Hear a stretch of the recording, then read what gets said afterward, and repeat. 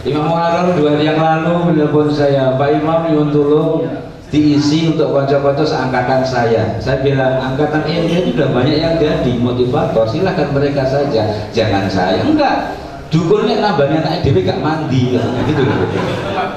Makanya gue sih beda makalah ya istilah, pokoknya ilmu ini bodoh. Ilmu kita Gontor itu sama. Saya lahir di Ponorogo 16 September tahun 56, jadi saya sudah termasuk kategori oversek, di atas seket maksudnya usia saya itu oversek. Saya kami Gontor tahun 76, sama dengan sampean, mirip-mirip gitu lah kira-kira ya. Cuman bedanya saya agak sepuh gitu lah. S1 Tarbiyah UI, S2 IAIN, S3 di UIN, sampai sekarang belum selesai karena merangkap kerjaan saya sebagai pria panggilan, dipanggil ke sana kemari gitu, termasuk ke tempat ini dipanggil Imam Muharram sebagai badal saya.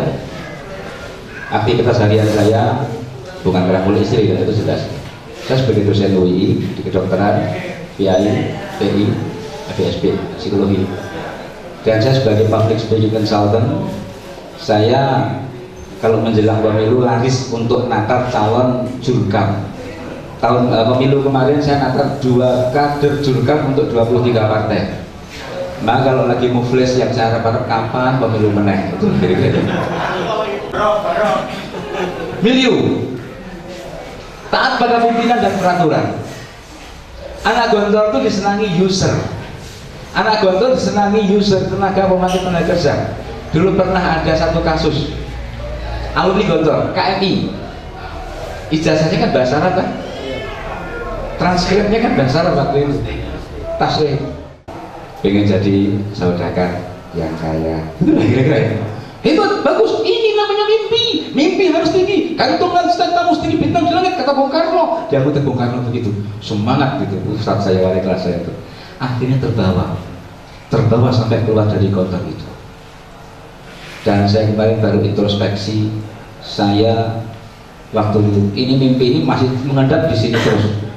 Tapi yang saya lakukan tidak mendukung itu waktu saya kuliah.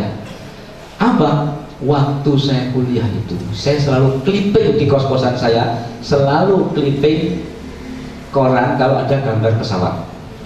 Setiap apakah itu Panem, apakah itu Japan Airlines, apakah itu Garuda, Indonesian Airways, namanya kan itu waktu itu Kia. Saya tempel semuanya di tembok-tembok kos-kosan saya, sehingga begitu masuk langsung banyak pesawat. Apa keinginan saya? Saya simpulkan, saya rangkum dari 3 tadi. Saya pengen jadi orang yang sering naik pesawat terbang. Obsesi saya. Dan alhamdulillah sekarang kelakon.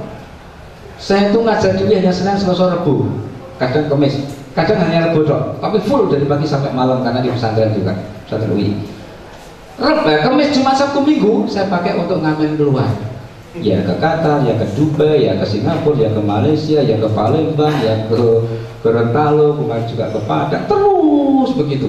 Itu harinya jadwalnya mesti Jumat, Sabtu, Minggu, Jumat, Sabtu, Minggu itu keluar kota. Ini juga baru pulang juga tadi malam. Sehingga sekali selalu begitu ini karena dipesan ke Muharram, itulah kira-kira. Sehingga sekali lagi bahwa apa namanya dream kita itu harus kita bangun sejak dulu. Pak, mungkin nggak saya membangun mimpi sekarang? Mungkin. Usia berapapun Anda masih punya kesempatan membangun mimpi. Saya pengen anak saya ini, saya pengen anak saya ini. Baru beberapa tahun terakhir saya ngevaluasi, oh ya, saya dulu punya cita-cita. Karena saya ketemu dengan mantan wali kelas saya. Gimana cita-cita kamu dulu? Wah baik ya aku menurut. Saya ditanya lagi, saya sudah hampir lupa, diingatkan. Kamu jadi guru yang sering buat gimana? Pengestuan Ustaz, saya di kedokteran selalu punya nilai kinerja dosen tertinggi, evaluasi mahasiswa selalu terbaik. Di Fakultas Teknologi Industri juga begitu, karena saya ngajar leadership di sana, di kedokteran juga leadership, juga di psikologi juga public speaking, kemudian di VI juga public speaking. Ini semua saya selalu pada retik, berarti disenangi mahasiswa. Ya, di samping itu saya juga menjadi trainer edutainment. Edutainment itu education dan entertainment, mengajari para guru, para dosen bagaimana mengajar yang mempesona. Karena begitu banyak guru dan dosen mengajarnya jelek, itulah kira-kira ya, tidak enak. Saya tatar, saya berikan pelatihan kepada mereka dan mereka menjadi guru-guru yang mempesona dalam mengajar. Wes, cukup. Cici meneh. Saudagar piye? Lah, itu belum. Beliau ketemu saya tahun 2007. Saya belum berbisnis. Padahal waktu itu saya sudah menjadi motivator bisnis. Saya baru ingat, kabur maktan itu anda kabur mana terlalu gitu lah. Akhirnya saya belajar berbisnis. Tanggal 6 bulan 7 tahun 2008 baru saya buka swalayan saya pertama. Lalu saya juga buka distro, akhirnya saya buka kuliner, saya juga macam-macam pokoknya bakul lah, kan gitu kira-kira ya. Tapi bukan saya menangani, saya angkat beberapa CEO dan saya menjadi ya semacam hanya ya owner lah gitu aja lah kira-kira. Karena saya lah bakat bakul, saya cari orang lain. Artinya ketiga-tiga saya jadi ustadz, saya dari guru saya. Nah, saya belum ketemu ustadz yang tanya wali kelas lagi. Aku pengen ketemu dia, ini aja aku sing nyuwun ketemu, pengen ketemu dan dia takon, iya telu wis kasih buat dulu gitu. Saya obsesi hanya ingin menjawab pertanyaan seorang wali kelas saya waktu di Gontor, ingin menjawab tiga-tiganya alhamdulillah pengestunya sampun Ustaz. Ini berangkatnya dari dream, dari impian semua. Inna da'matal madlum mustajab. Doa orang teraniaya pasti terkabul. Oh pantas Pak, kenapa? Saya belum pernah dianiaya orang, maka nggak pernah terkabul doa saya. Ya orang ngono kuwi itu jadi dianiaya wong, itulah kira-kira. Nggak usah minta dianiaya. Kalau Anda merasa madlum, silakan berdoa. Saya pernah didolimi orang. Gini ceritanya.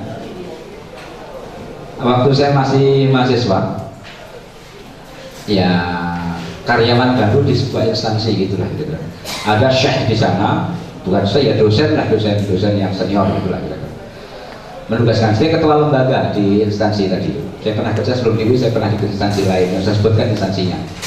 Ada imam dalam lembaga. Bisa terjemahkan buku ini? Saya lihat itu buku kalau diterjemahkan mesti laris manis. Insya Allah Pak. Saya tolong terjemahkan. Satu buku sekian saya diminta menerjemahkan, saya terjemahkan. Setelah selesai, Anda tahu, saya diminta untuk membuat daftar penerimaan uang. Anda tahu, itu buku yang menerjemahkan saya sendiri. Itu dibuat daftar namanya apa penerima uangnya? Ketua penerjemah. Itulah kira-kira ya. Ketua merangkap anggota penerjemah. Ya beliau itu. Yang lain masih ada 5 orang lagi tim penerjemah. Saya sekretaris. Ya tentu itu sidik dewi itu ya. Padahal gaweanku gitu loh. Saya merasa didolimi waktu itu. Apa? Saya berdoa, ya Allah ya Tuhan kami, Gusti Allah, mungkin panjenengan paring piwales ingkang langkung kathah. Itu doa saya waktu itu. Akhirnya apa? Tidak lebih dari 3 hari ada seorang datang ke saya, Pak Imam, saya sholat di sini. Pertama silaturahmi, yang kedua kami mohon Pak Imam berkenan ceramah di tempat kami. Diundang ke Banjarnegara. Nanti jadwalnya ini Pak, ada schedule komplit. Pertama malam itu nanti Bapak memberi materi manajemen masjid untuk takmir masjid sekabupaten Banjarnegara. Ya. Kemudian subuh, jenengan kita mohon memberi kuliah subuh di Masjid An-Nur. Oke. Kemudian jenengan lagi nanti jam 6 sampai jam 7 memberi pengajian dalam majelis taklim Darussalam. Darussalam tinggal Gontor itu lah ya. Itu di jalan sini di gedung apa? Oke. Kemudian jam sekian, jam 9 jenengan isi pengajian akbar sana yang banyak Syarikat Islam. SI Syarikat Islam. Oke, pengajian akbar Syarikat Islam. Sorenya jenengan mengisi pengajian Aisyah sorenya. Ropelan lagi, rapelan, bukan. Itu EO yang undang saya. Saya lihat tanggalnya bisa karena itu Sabtu Minggu. Oke, bisa. Pulang dari sana, ini Pak tanda tangan. Oke, banget. Itu luwih oke timbang sing tompo ketua tim yang ngapusi saya tadi gitu loh kira-kira. Nah, sampai nek rong tahun ke amplop oke, njaluk didolimi wong dhisik, yo mau karo Gusti Allah itu loh kira-kira. Manjada wajada. Itu dahsyat Pak, jeru Pak. Kayak yang di film Negeri 5 Menara itu kan, waktu Ustadz Salman masuk bawa kayu, karet gablok gitu lah. Dia mungkin ngomong, ini jadi rata kuman kok guru kan itu. Setelah itu dia manjada wajada. Patahnya kayu bukan karena tajamnya ini, patahnya kayu ada karena kesungguhan saya. Jadi ini ada gablok tuh, gitu lah kira-kira. Tapi sekali lama-lama putus juga. Pinternya orang Gontor bukan karena pinternya, suksesnya orang Gontor terkadang bukan karena pinternya, tapi karena dia sungguh manjada wajada. Itu melekat kuat dalam benak kita sungguhnya. Dan sekarang gara-gara film itu banyak sekali lembaga-lembaga pendidikan yang dulu ngeceng Gontor, mereka banyak berguru pada Gontor dalam beberapa hal. Yakinlah itu.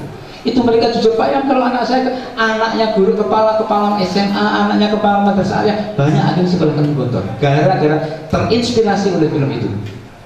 Jadi kan kok pingin film kamu gimana? Kok nggak SMA? Enggak, Pak. Saya tahu betul buat itu. Dari mana saya tahu? Negeri Lima Menara. Itu jadi amal jariahnya si penulis buku itu kayaknya.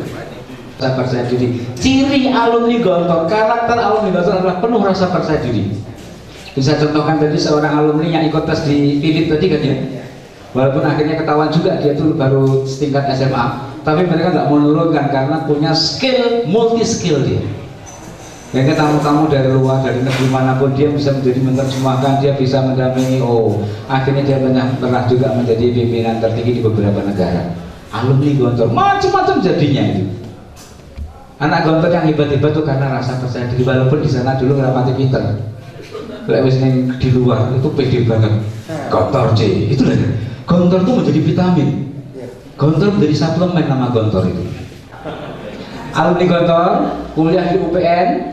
Dia datang, Ustaz, gimana sih torikohnya, gimana teknik wawancara kerja yang sukses? Saya tunjukkan gini, trik-triknya, trik wawancara gini.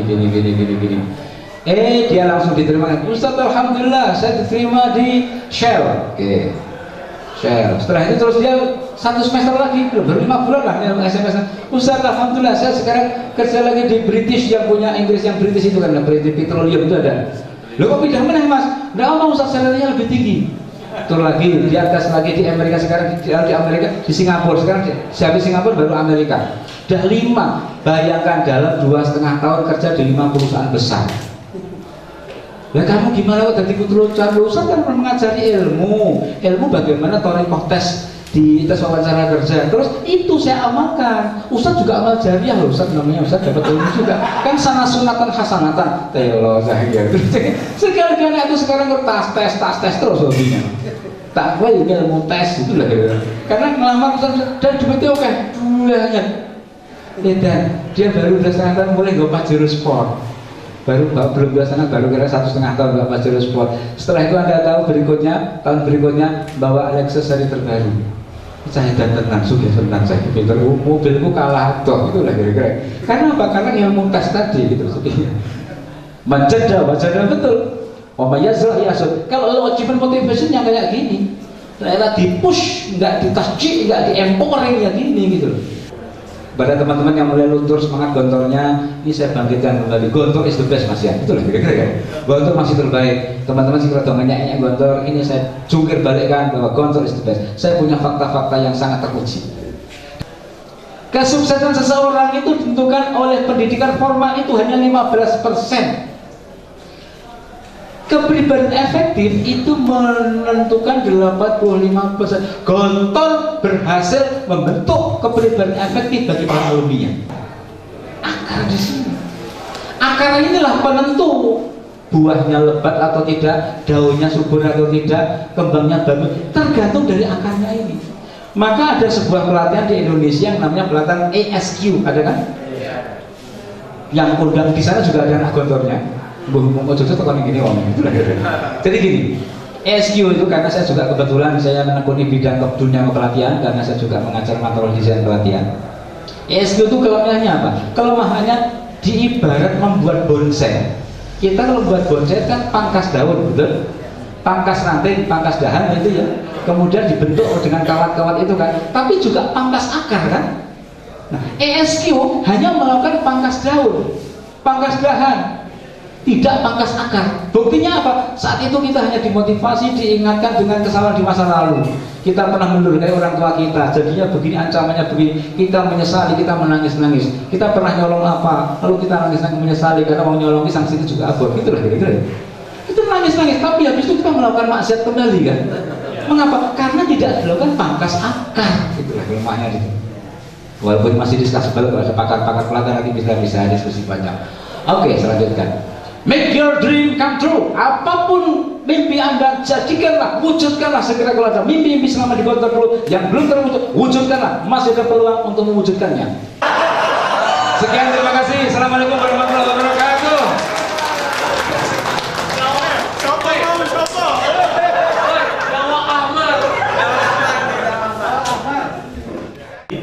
apa betul itu. Jadi kita ini kepada istri, kepada anak itu disiplinnya itu disiplin mendisiplin gontorinya itu. Ini yang selalu dibuat satu bahasan. Bahkan saya pernah diundang untuk satu penataran di Jakarta itu, seorang ibu-ibu mengatakan bahwa semua alumni Gontor itu menjadikan istrinya itu sebagai santrinya.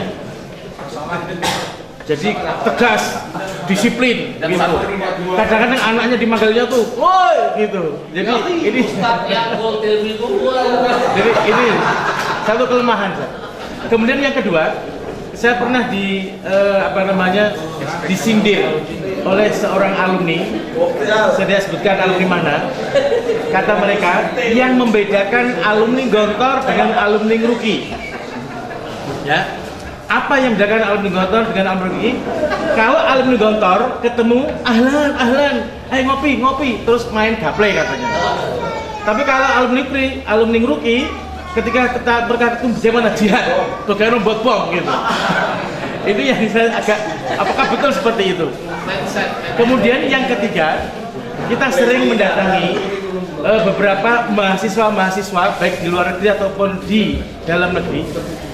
Rata-rata alumni Gontor itu mesti banyak yang tidak sholat subuh. Ya karena tadi itu nonton bola sambil main gaple dan sebagainya, sambil ngopi dan sebagainya, ini dan sampai sekarang masih berlanjut, Pak. Ya.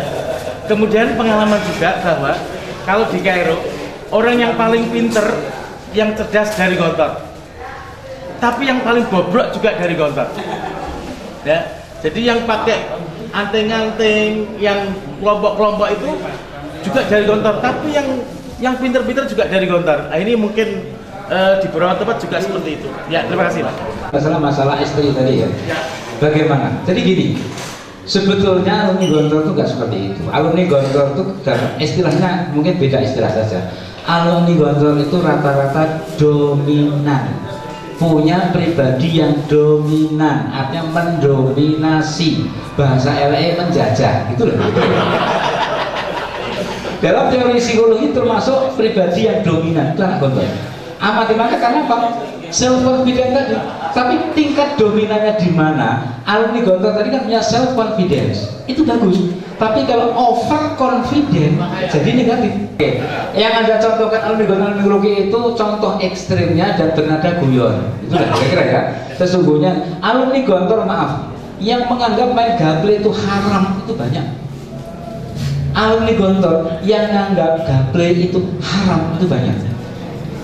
Kemudian Anda lihat lagi, sebenarnya Ngruki itu juga Gontor wa akhwatuha, Mas. Di sana tuh bedanya dengan Gontor, betul kan di Gontor itu kan sholat atau ibadah tuh kayak sudah kita maunya kita. Di sana tuh ada grand design dan dimotivasi itu kalau malam tuh yang qiyamul banyak sekali. Ngruki itu qiyamul lail. Puasa sunnah, salat juga konsen tekun betul itu. Kalau masalah akidah itu di blow up betul, di push betul. Kalau kita akidah kan tauhid, kemudian apa itu kan ada tuh di Gontor kan kita masih materi kurikulum kesini lah ya, belum sampai kesininya kita. Maaf ini kalau saya salah, kalau diingatkan nggak usah ini Gontor itu lah kira-kira ya, itu di situ. Sehingga kalau di sana di push betul ke sini, serangannya ke sini, penekannya ke sini. Maka yang namanya mau jangannya itu kecil, gitu, bom itu kecil, itu bangsa gitu lah.